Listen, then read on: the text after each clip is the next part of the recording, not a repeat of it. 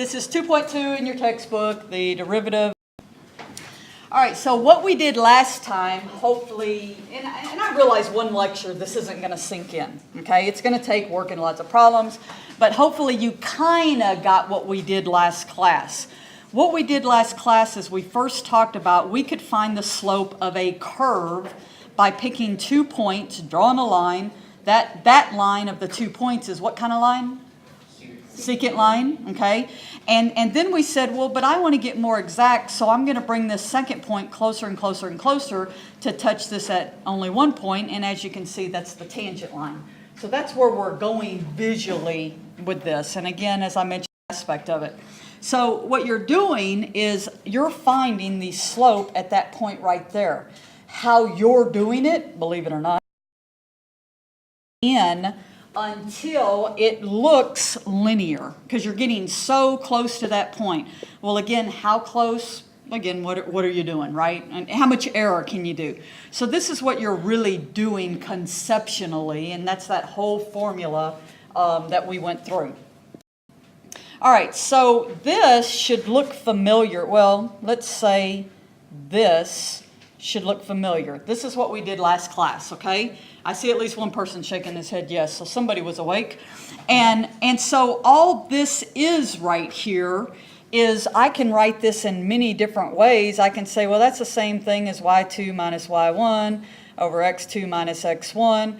Okay, you want to go functions. That's f of x2 minus f of x1 over x2 minus x1. It's all the same thing, okay? It's like calling this Bob, Bobby, Robert, you know? It's the same thing.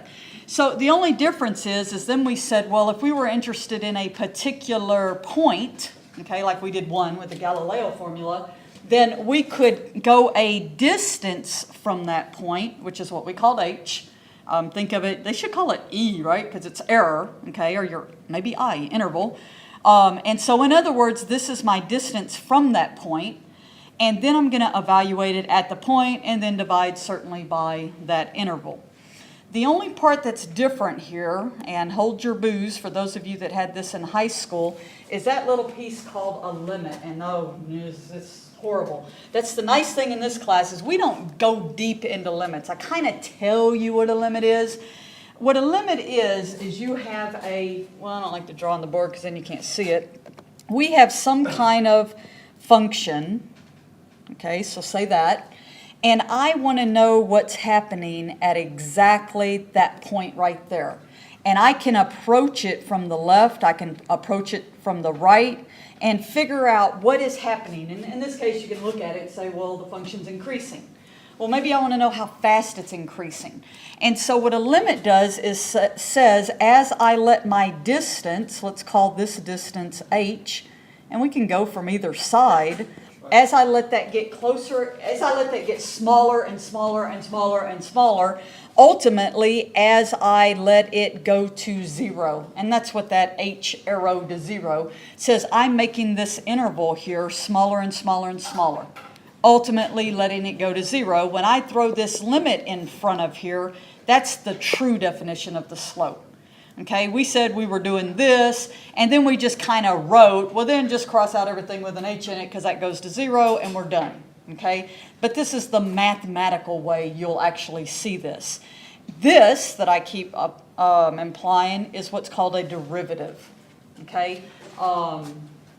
You know, when you start to say, man, this class is so hard, I wish I would have taken the other calculus class, they don't even get this word for about 3 weeks because they go straight into limits and, you know, junk. And so you don't go as far into the theory, and I'm not saying that's a good thing, okay, because sometimes if you're somebody that needs to know the why, and some students are that way, why does this formula work, you know? Yeah. And so in other words, you're not a student that just says, there it is, use it. It's a formula, just go use it. If you're somebody that needs to understand it a little better, feel free to watch the engineering calculus videos. I mean, they're all in YouTube. I mean, you can see them in there, and they're labeled, you know, very clear what they are. But, and then of course we can talk, meaning we, probably in an office hour, because I don't want to take class time, because this is an applied class. You're going to apply the derivative. All right, so the following are interpretations for the limit of the difference quotient. If you remember, in pre-cal, that formula came up, and that's what they called it, the difference quotient, okay? When we tack that limit on it, meaning making the interval get smaller and smaller and smaller, now we're calling it, well, it's the slope of the graph at f of x at an exact point. That's all that first one means. Well, the slope of the graph tangent to the curve. So now I've put an actual tangent line at that point. The rate of change, well, most of you guys know rate of change just means slope, so you could just say the slope of the function at that exact point. And then finally, the last one, and make sure you see that little prime symbol. I'll write it larger right here. That little prime symbol says it's a derivative, because if you've looked ahead in your worksheets for today, I show that symbol, and it'll be like, what? What do you want me to do? I want you to use that formula. Okay, so this is where we're going, this last one. This is kind of what we've talked about. We have a function that we've graphed. We're interested in at exactly that point right there. We put a tangent line at exactly that point, and then we find the slope of it. So that's kind of what we've done, and now we're just going to say, well, you know what you were doing? You were finding derivatives. Okay, that's just what it's called. And so you've already been doing. All right, so the derivative versus the derivative function. In the last class, we found the derivative at a point. We found the derivative at exactly. Well, what if you wanted to know any point? Like 2, hey? And so, in other words, I don't want to have to keep doing these steps over and over and over and over. I would like to have a function that just says, hey, plug in that value I'm interested in, and then I'm done.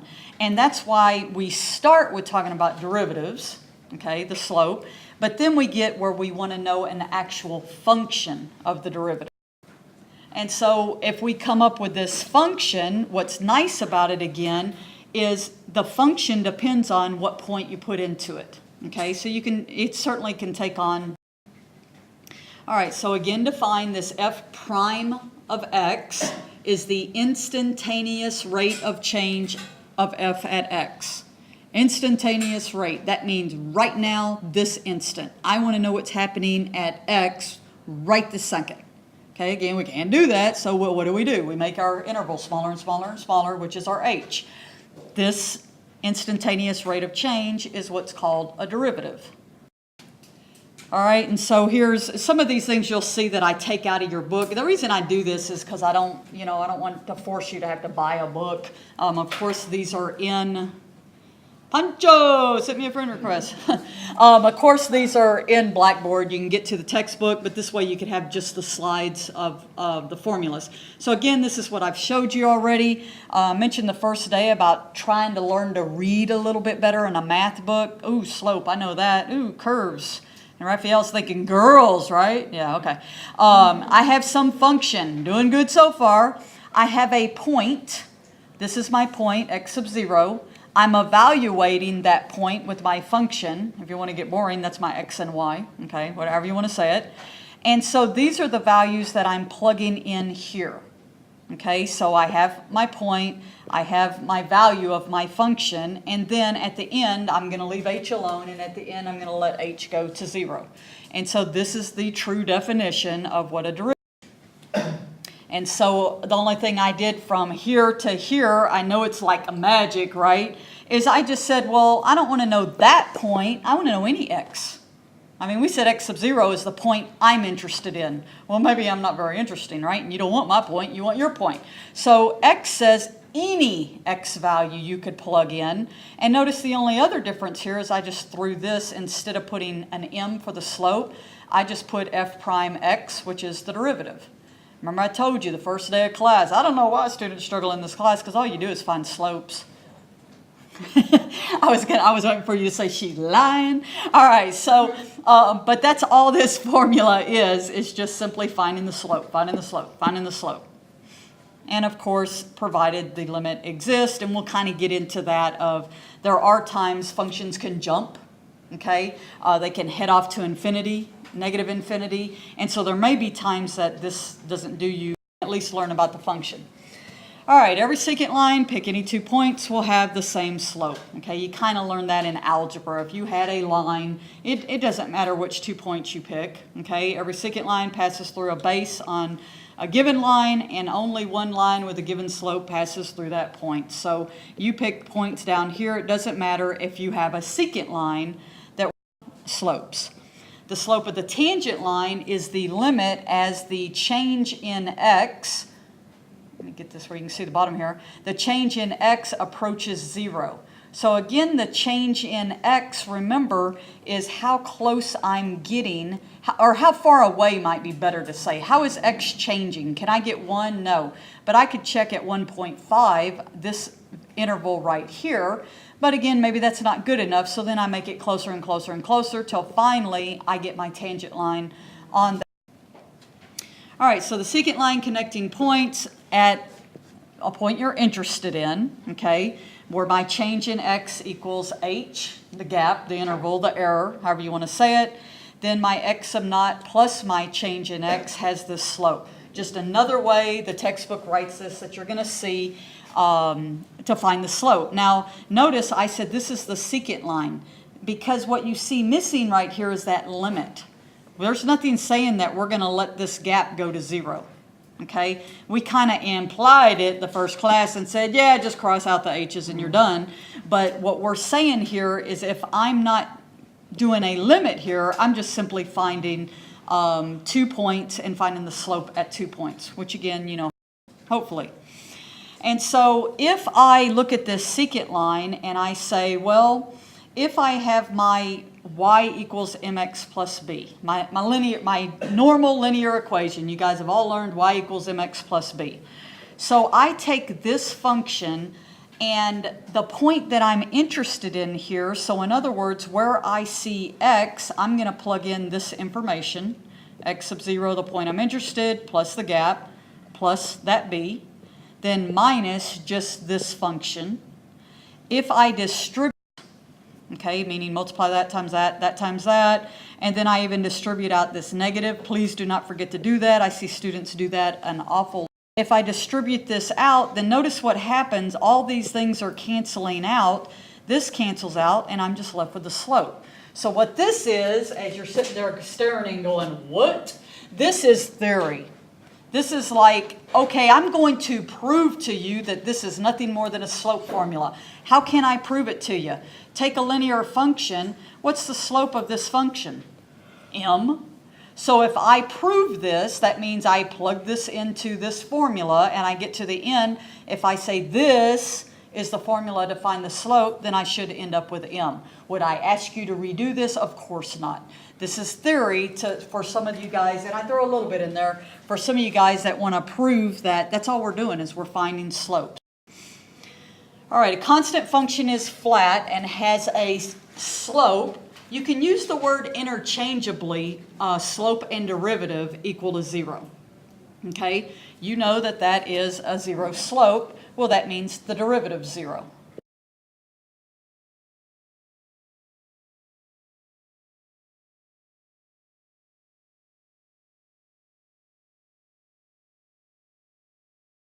So, of course, a function with a negative derivative would have a negative slope. So again, I'm not really teaching you anything new but a new word, derivative. Okay? And for a while, if you don't want to say derivative, you don't like that word, just keep saying slope. Till you finally get to the point, that's what you're doing. You're finding what's called a derivative, which is finding slopes of curves. All right, so a function with 2 critical points. Hopefully you kind of remember, and I remember Justin asking this, I think it was you the first day, about are we going to do global maxes? It was you, right? Yes. Yeah. So on the slides, I just had local. Of course, we're going to do things globally because we want to know what's happening the entire function. Where locally, we may just be interested in this interval right here, okay? What's nice about a derivative is if I'm at, say, a max or a min, and I draw a tangent line, the slope of the tangent line is 0. In other words, the derivative equals 0. So what we do, how do we find a max and a min? We take the derivative and we set it equal to 0. So it's kind of a nice, and we're going to do that. Is that only for local maxes? No, you can do it for global as well. Wait, And then you have to say within your entire function, what's the larger one, what's the smaller one? so can endpoints be like global maxes? Yes, definitely. Good thinking on that too. And so this we will do later, but I want you to kind of think about this. Okay, so what we've learned so far in here, how could you find a max and a min? Well, you find where the slopes are zero. Okay, you want to start to sound smarter where the derivatives are zero. Okay, I mean, that's all we're doing. We're finding where the slopes of these graphs, the slope of the tangent lines, I should be saying, equals zero. All right, now also in your handout and in your homework, they will ask you things like to find the slope. Now, which some of you are already coming to me with the homework, and my former student can tell you, you're going to hate Wiley Plus. If you don't hate it by now, you're going to hate it real soon. It's very, very particular. I mean, very.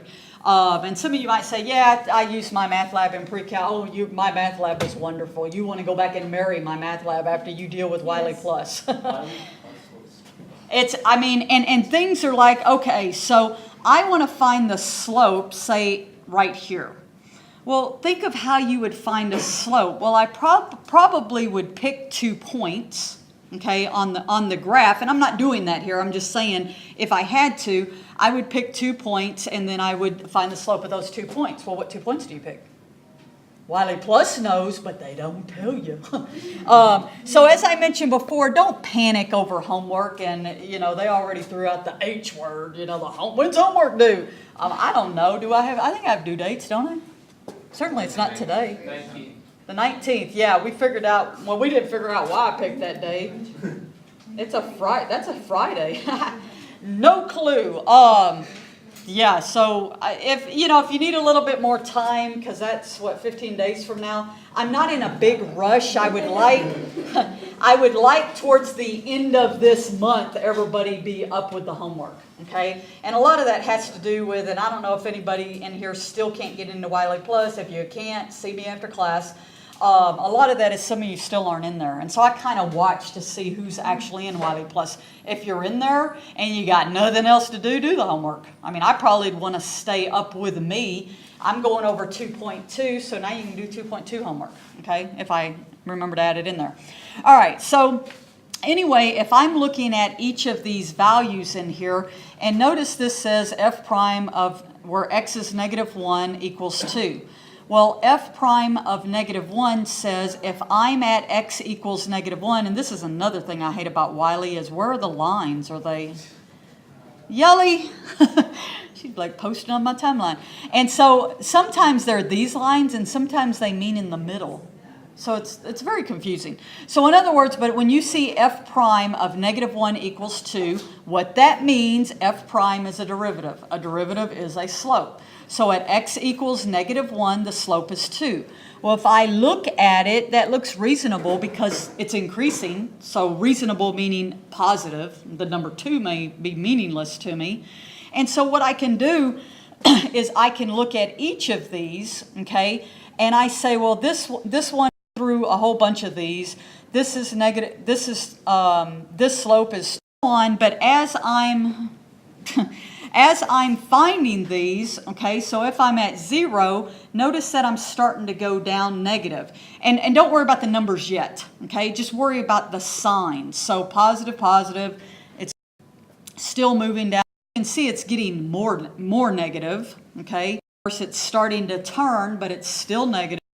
And then it starts to go up, okay? Now, the reason why I'm concerned with the actual numbers right now, I want to give you this and say at these x values, tell me if the slope is positive or negative. No.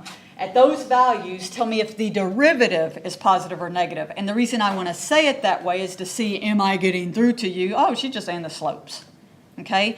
Now, once again, so if you wanted numbers, what would you do? You would pick 2 points. Let's look at this one because it's a little bit nicer.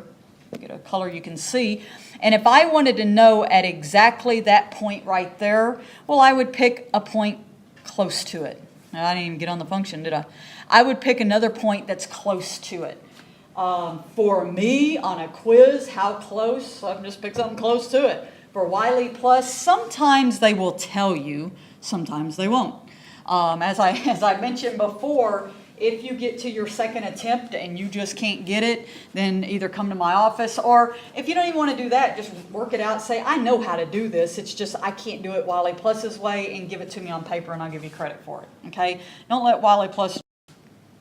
All right, so the graph of derivatives, all those lines that you saw me do, okay, so I'm doing derivatives here. All the lines that you saw me do, I want to graph the derivative, because if I graph the derivative, that will actually tell me what's happening. Now, we will revisit this again because this confuses many students. The graph of the derivative, think of this as my baseline where the slope is 0. So if I want to know where the slope is 0, it looks like right there it's 0, and right there it's 0. So right there meaning, I don't know, at about right there, that's where the slope is 0. I mean, it's kind of a weird concept looking at one from the other, and then here the slope is 0, so about right there. The slope is positive if I'm above the line, because above 0 in this case would be positive. If I'm below the line, the slope is negative. Okay, again, just kind of, yeah, okay, whatever. Students really struggle with this, and we will go over many examples of these. Going from the graph of the function to the graph of the derivative. I think what throws students is your mind looks at this and says it's going down.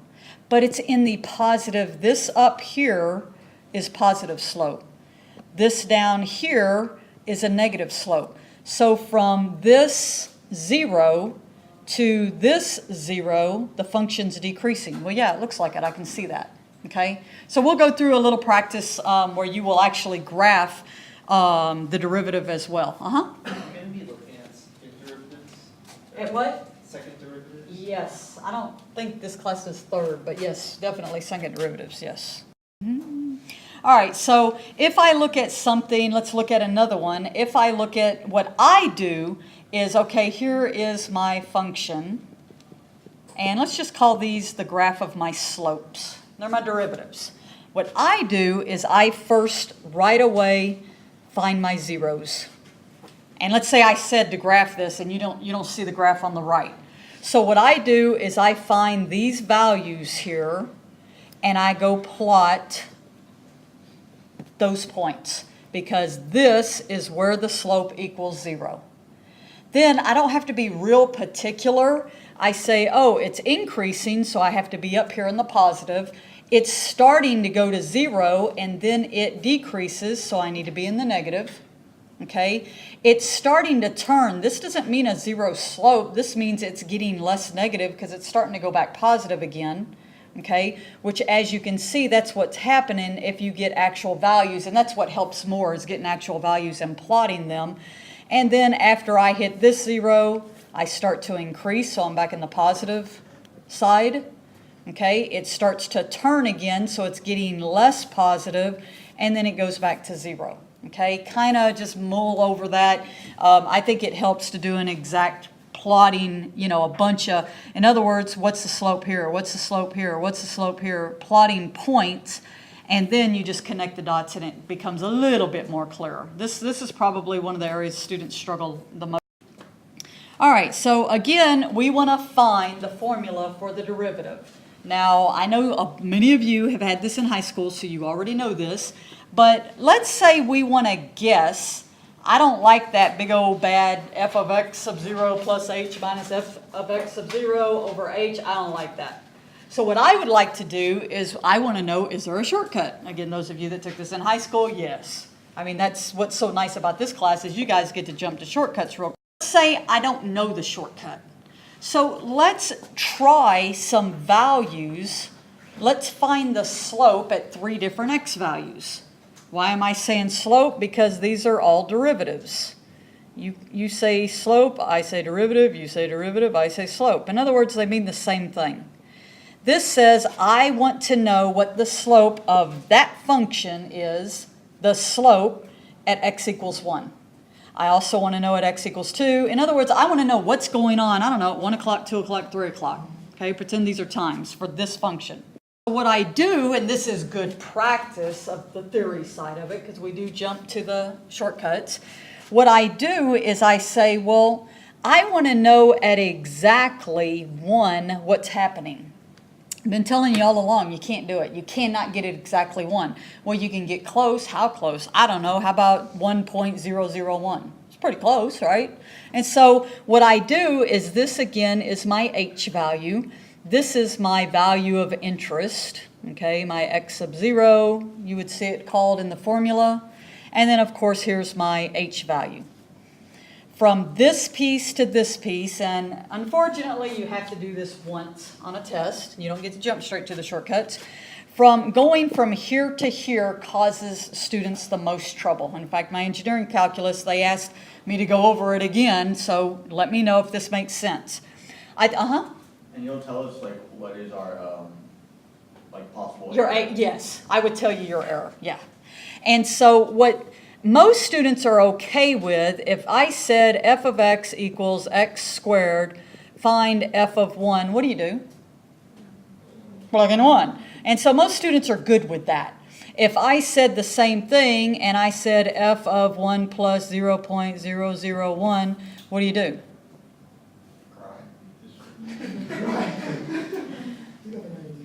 I mean, so that's 1.001, so you just plug that in, right? So that's all this says, is what's in parentheses, plug that in for x.